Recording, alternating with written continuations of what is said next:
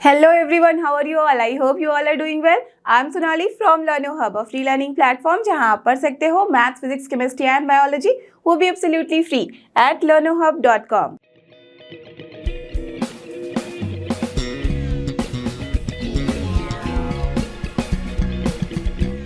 तो चलो बच्चों, हो जाओ तैयार। आज हम करने वाले हैं फॉर्मूला फटाफट क्लास 11 मैथ्स, और वो है अपना चैप्टर नंबर 16, जो कि है लास्ट चैप्टर आपकी क्लास 11 मैथ्स का, और वो है अपना प्रोबेबिलिटी। ठीक है, तो आपने इसका भी वन शॉट वीडियो अच्छे से देखा हुआ है, इसके एनसीईआरटी सोल्यूशन भी किए हैं। तो बस एग्जाम के पहले सारे फॉर्मूले को करते हैं रिवाइज। तो get ready with your pen and paper so that we can start together.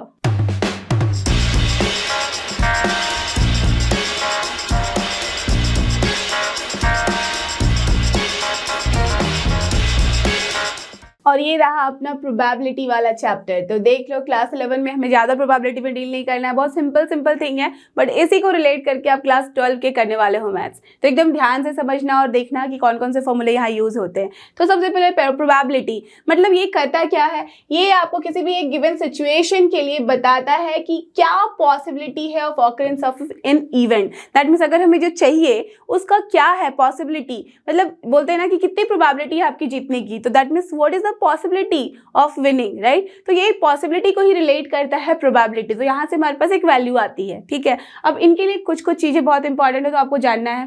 That means जैसे कि एक रैंडम एक्सपेरिमेंट। रैंडम एक्सपेरिमेंट का मतलब क्या हुआ, एक ऐसा एक्सपेरिमेंट जो कि हम जैसे नाम से समझ रहे हो, रैंडमली हमने वहां पे परफॉर्म कर दिया, ठीक है। दैट मीन्स उसके आउटपुट के बारे में आपको नहीं पता है। तो इसलिए दो कंडीशन बहुत ही इंपॉर्टेंट है। सबसे पहला कंडीशन कि इसके पास एक से एक ज्यादा होना चाहिए पॉसिबल आउटकम।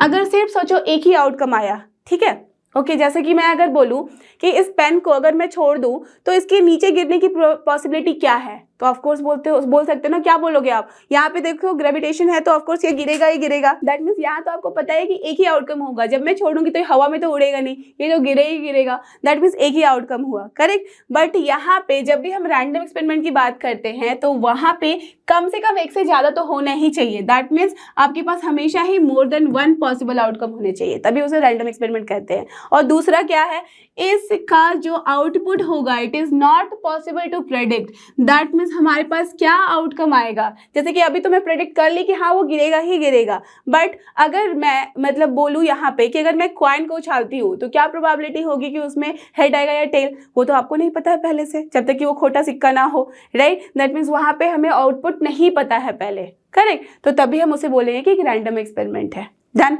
और जनरली आप इसी रैंडम एक्सपेरिमेंट के साथ ही डील करोगे प्रोबेबिलिटी में, ओके। चलो, अब ये सब समझ लिए।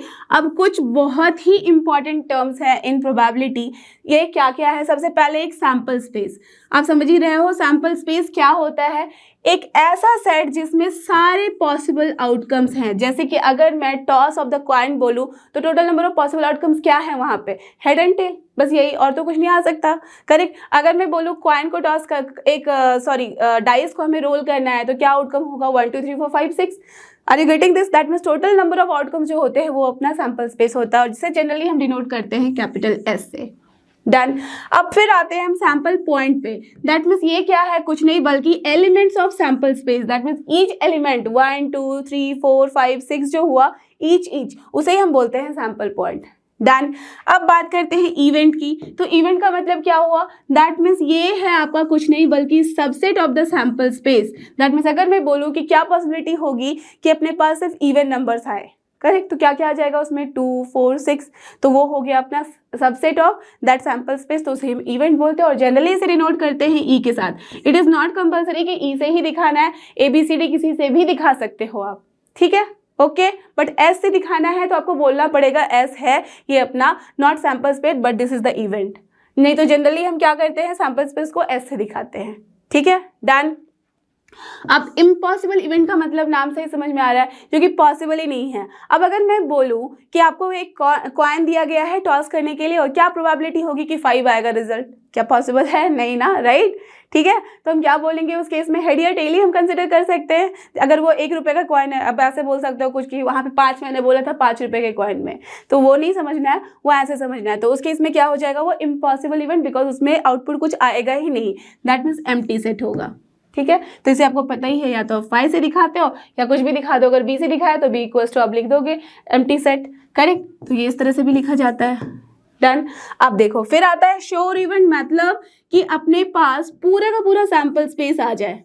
ठीक है, दैट मीन्स अगर मैं बोलूँ कि हेड एंड टेल आता है टॉस में, तो मैं अगर बोल दूँ व्हाट इज द पॉसिबिलिटी कि या तो हेड आएगा या तो टेल, तो ऑफकोर्स ये तो आएगा ही, या तो हेड आएगा या तो टेल ही आएगा। That mean this is the sure event. Clear? ठीक है, तो ये सारे पॉइंट्स हो गए। अब चलते हैं आगे। इंपॉर्टेंट पॉइंट्स के अंदर और भी कुछ चीजें हैं जो कि बहुत इंपॉर्टेंट है, जैसे कि कॉम्प्लीमेंट्री इवेंट। ठीक है, या तो नॉट इवेंट हम बोल सकते हैं। तो सेट अगर पढ़ा है तो समझ में आ ही गया होगा, कॉम्प्लीमेंट लेना है सो हम या तो ए बार लिखेंगे या हम बोलेंगे सैंपल स्पेस में हमने माइनस कर दिया ए। ठीक है, डन, बहुत सिंपल था। अब इवेंट ए और बी को हम क्या लिखते हैं, सिंपल तरीके से जैसे सेट में यूज करते थे ए यूनियन बी। अब इवेंट ए एंड बी जब आ जाता है, एंड टर्म आया है, दैट मीन्स हम बात करेंगे इंटरसेक्शन की। क्लियर? डन।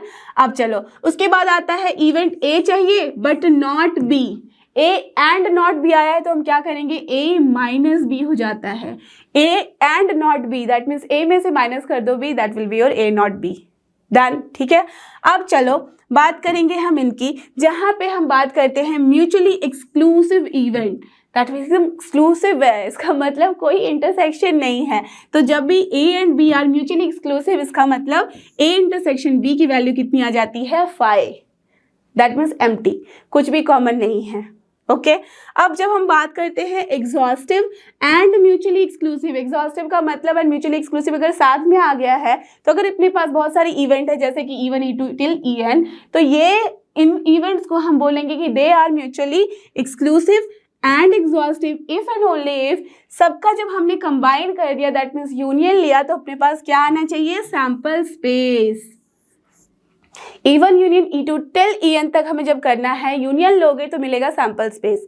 और जब हम इनका इंटरसेक्शन लेंगे ईच टर्म के साथ, दैट मीन्स ईच इवेंट के साथ, EI intersection EJ, that means E1 intersection E2 करो, E3 इंटरसेक्शन E4 करो या E4 इंटरसेक्शन E5 करो, कुछ भी करो, आपके पास रिजल्ट क्या मिलेगा, 5 for all I not equals to j के लिए। ऑफकोर्स अगर E1 इंटरसेक्शन E1 करेंगे तो क्या मिलेगा, E1 ही मिलेगा ना, इसलिए I should not be equal to j, तो वो क्या होना चाहिए, 5। तभी हम इसको बोलते हैं ये म्यूचुअली एक्सक्लूसिव भी होगा और एग्जॉस्टिव भी होगा। क्लियर? तो ये वर्ड बहुत ही यूज होता है ये टर्म। डन, समझ में आ गई बात? अब आगे चलो। अब अपने पास जो फॉर्मूला है वो बहुत ही इंपॉर्टेंट है। देखो जब हम प्रोबेबिलिटी निकालते हैं तो ये होता क्या है, अगर सपोज इसको मान लिया हमने नंबर PWI, ठीक है, ये associated with sample point WI है, तो हमारे पास हमेशा ध्यान रखना प्रोबेबिलिटी की जो वैल्यू होती है वो 0 से 1 के बीच में ही लाई करेगी। ऐसा नहीं कि 15 आ गया आपका answer, then that means you have done something wrong. Okay, समझ रहे हो? तो जब भी आप प्रोबेबिलिटी की वैल्यू निकालोगे तो ये एकदम ध्यान रखना कि 0 से 1 के बीच में ही आना चाहिए, इंक्लूडिंग 0 ऑल्सो, इंक्लूडिंग 1 ऑल्सो। 1 भी आ सकता है, 0 भी आ सकता है, बट उससे बाहर नहीं जा सकता। तो दिस इज द इंटरवल। ठीक है, अब देखो जब हम बात करेंगे summation of PWI, that means जब हम यहाँ पे सारे ही प्रोबेबिलिटी का सम करेंगे for all WI belongs to sample space, तो हमारे पास रिजल्ट क्या आना चाहिए, 1। ठीक है, ये सेम समझा रहा है कॉन्सेप्ट कि 1 से ज़्यादा नहीं हो सकता। करेक्ट?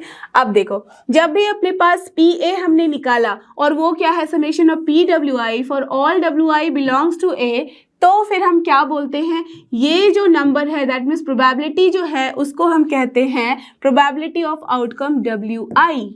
दैट मीन्स समझ रहे हो आप, जब भी हमने प्रोबेबिलिटी ऑफ A में से, जिसका कि ये क्या है, ये बिलोंग करता है, ये एलिमेंट है, दैट मीन्स हमें क्या मिला है, probability of outcome WI। Clear? That means बस बेसिक कॉन्सेप्ट है, बेसिक लिखने का तरीका है, कैसे हम लिखते हैं। जब आप क्वेश्चंस करते हो इसके तो समझ में आ ही जाता है कि कैसे हम इवेंट लेते हैं, कैसे उसके एलिमेंट को लिखते हैं, right? These things are that only. अब देखो उसके आगे चलेंगे। इक्वली लाइकली आउटकम्स का मतलब क्या है, जब भी हम कोई एक्सपेरिमेंट परफॉर्म करते हैं, जैसे कि हेड एंड टेल का ही अभी ले लो, तो ऐसा नहीं है ना कि हेड के आने की प्रोबेबिलिटी ज़्यादा है और टेल की कम, राइट? दोनों के 50-50 चांसेस है। तो जब भी अपने पास ऐसा कुछ आउटकम होता है कि जिसकी इक्वल प्रोबेबिलिटी हो, तो उसे हम बोलते हैं इक्वली लाइकली आउटकम्स। ठीक है? ओके। अब प्रोबेबिलिटी ऑफ एन इवेंट, जब हम बात करते हैं किसी भी इवेंट के प्रोबेबिलिटी को निकालने की, तो हम कैसे निकालते हैं, उसका सिंपल फॉर्मूला होता है probability of A is equal to number of A upon number of S, जहां नंबर ऑफ ए क्या है, number of total elements in set A, और नंबर ऑफ एस क्या है, number of total element in set S. Clear? तो ये एकदम basic formula है बट बहुत यूज होता है। क्लियर? अंडरस्टूड। दैट मीन्स अगर मैं बोलूँ कि अगर मैंने यहाँ पे क्या किया ना, एक रोल किया है डाइस, तो रोल डाइस किया तो दैट मीन्स सैंपल स्पेस में कितने आएंगे नंबर, 1 2 3 4 5 6, करेक्ट। तो सैंपल स्पेस में अपना नंबर ऑफ सैंपल स्पेस कितना हो गया है, 6। अब मैं बोलूँ कि मुझे सिर्फ इवन नंबर चाहिए, तो क्या होगी प्रोबेबिलिटी, दैट मीन्स हमारे पास जो इवेंट आया है उसमें क्या क्या हो सकता है, या तो 2 होगा, या तो 4 होगा, या 6 होगा। That means number of event कितने आ गए हैं, 3। दैट मीन्स अब अगर मैं प्रोबेबिलिटी ऑफ यहाँ इवेंट ई निकालूँ तो क्या हो जाएगा, 3/6, दैट मीन्स 1/2 ओनली। और ऐसे भी आप देख लो ना, चेक करके भी, कि जब भी हम हम डाई को रोल करते हैं तो अपने पास क्या आता है, 1 2 3 4 5 6 ही आता है। दैट मीन्स इवन होगा या ऑड होगा, तो आप देख सकते हो इवन भी हाफ है और ऑड भी हाफ है, तो दोनों की प्रोबेबिलिटी क्या होगी, 1/2 ही होगी, हाफ प्रोबेबिलिटी होगी, 50%। क्लियर। तभी हमने क्या निकाला, रिजल्ट भी देख सकते हो, फॉर्मूले से भी ऐसे ही आया है। Clear, understood. अब चलो आगे। अब अपने पास जो फॉर्मूला है उसमें क्या कहता है कि अगर A and B are any 2 events, ठीक है, और हमें निकालना है probability of A union B, ठीक है, दैट मीन्स ए और बी, तो इसी को हम क्या लिखते हैं, probability of A union B. तो वो क्या निकलता है, probability of A plus probability of B minus probability of A intersection B, that means A and B. तो ये सेम फॉर्मूला है एज कि आपने सेट वाले चैप्टर में किया था, ठीक है, ओके। तो बस वही है, एज हम क्या करते थे, number of A plus number of B minus number of A intersection B करते थे। अब उसी को सबको डिवाइड कर दो अगर नंबर ऑफ एस से, तो देख रहे हो ना, आ गया ना रिजल्ट सेम, राइट। तो उसी कॉन्सेप्ट पे बेस होकर अपने पास ये फॉर्मूला आता है। अब यही अगर अपने पास जो 2 इवेंट है ए एंड बी, वो दोनों ही अगर म्यूचुअली एक्सक्लूसिव हो जाए तो क्या हो जाएगा, इंटरसेक्शन 0 हो जाएगा, इजंट इट, राइट। क्योंकि दोनों के बीच का इंटरसेक्शन 5 होगा, दैट मीन्स नंबर ऑफ कितने होंगे उसमें, एलिमेंट 0 होंगे। तो जब 0 आया दैट मीन्स वो वाला टर्म एलिमिनेट हो जाएगा, तो क्या बचेगा, probability of A union B को हम सिर्फ probability of A plus probability of B लिख सकते हैं। क्लियर। अब जब हमें चाहिए कोई भी इवेंट, दैट मीन्स ए बार निकालना है, दैट मीन्स प्रोबेबिलिटी अगर हमें ए बार चाहिए, उसी को हम बोलते हैं नॉट ए, तो वो क्या हो जाता है, this only 1 minus probability of A. Clear, ठीक है। तो सेम कॉन्सेप्ट जो हम सेट में यूज करते थे यहाँ पे भी यूज करते हैं। अब आगे चलो। अब ये सबसे इंपॉर्टेंट है, जनरली यहाँ पे जब भी हम क्वेश्चन सॉल्व करते हैं तो बच्चों को मैक्सिमम कंफ्यूजन होता है कार्ड्स वाले क्वेश्चन में, बिकॉज कार्ड्स को अच्छे से समझ नहीं पाते। अगर आपने खेला है तब तो एकदम सच में समझ में आ चुका होगा, नहीं तो फिर आपके लिए मैंने ये पिक्चर रखा हुआ है so that you can understand. आप देख सकते हो यहाँ पे जनरली हमारे पास कार्ड्स में कितने होते हैं नंबर्स, देख लो। ए दैट मीन्स 1 होता है, तो 1 से लेकर 10 दिख रहा है, उसके बाद 3 ऐसे फेस वाले कार्ड दिख रहे हैं, करेक्ट। दैट मीन्स टोटल 13 है एक पर्टिकुलर रो में। दैट मीन्स यहाँ पे टोटल नंबर हो गए 13, यहाँ पे भी टोटल नंबर 13, यहाँ पे भी 13 और यहाँ पे भी 13। दैट मीन्स टोटल जो अपने पास कार्ड हो गए वो कितने हो गए, 52। बिकॉज कितने सूट हैं अपने पास, यहाँ पे जो टोटल नंबर ऑफ सूट है वो यहाँ देख सकते हो, एक है क्लब का, एक है स्पेड का, इसको हम बोलते हैं हार्ट और इसको बोलते हैं diamond. That means total suit जो है अपने पास कार्ड के वो क्या है, 4। तो 4 सूट है और 13 कार्ड्स हैं, तो टोटल नंबर कितने हो गए, 52। डन। तो अपने पास 52 कार्ड्स होते हैं टोटल। ये 52 कार्ड्स में जो हम फेस कार्ड बोलते हैं वो 3 ही होते हैं। एज यू कैन सी हर जगह नंबर है, बट इन 3 जगह पे क्या दिख रहा है, हमें फेस दिख रहा है। तो ये जैक है, ये क्वीन है और ये किंग है। दैट मीन्स टोटल जो फेस कार्ड होते हैं एक सूट में वो होते हैं 3। तो total number of face card कितने हो गए, 4 सूट है, तो ऑफकोर्स 4 × 3 दैट मीन्स 12। तो ये हो गए अपने फेस कार्ड्स, ठीक है, समझ रहे हो बात। तो बस जनरली अगर ये आपको याद है अच्छे से तो फिर इसके तरह के सारे क्वेश्चन आप सॉल्व कर सकते हो। ओके, तो इसके साथ ही अपने सारे फॉर्मूले एंड कॉन्सेप्ट होते हैं यहाँ खत्म for chapter probability. So I am sure आपको ये सारे फॉर्मूले जो कि थे प्रोबेबिलिटी के अच्छे से रिकॉल हो चुके हैं और समझ में भी आए हैं। So don't forget, this is लर्नो hub, और फ्री लर्निंग प्लेटफॉर्म, फ्री है पर बेस्ट है। थैंक यू, हमारे साथ बने रहो।